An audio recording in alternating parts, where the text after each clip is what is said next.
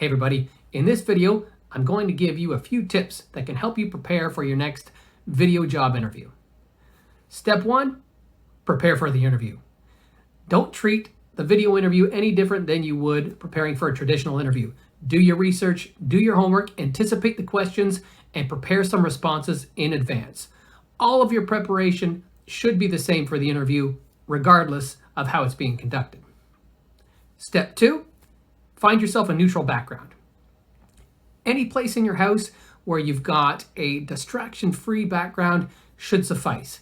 The background I've got behind me might be a little too distracting. It's good for my informal meetings with students or with some of my colleagues, but for a job interview, you don't want to have anything else in your background be the center of attention. You need to be the center of attention. A background like this might be better.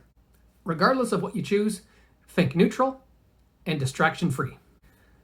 Next step, you want to adjust for the camera. This includes adjusting your body position, making sure that you're not slouching or leaning too far back in your chair, making good eye contact, and in this case, it means learning to stare at the camera and not your screen. That can be a challenge.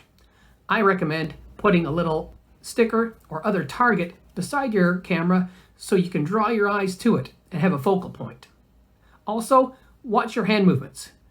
Hand movements that you typically use in a job interview won't come across the same way in a video interview. So be mindful of that. You can still use your hands, but use them sparingly. You want to keep a relatively upright body posture without too much moving around.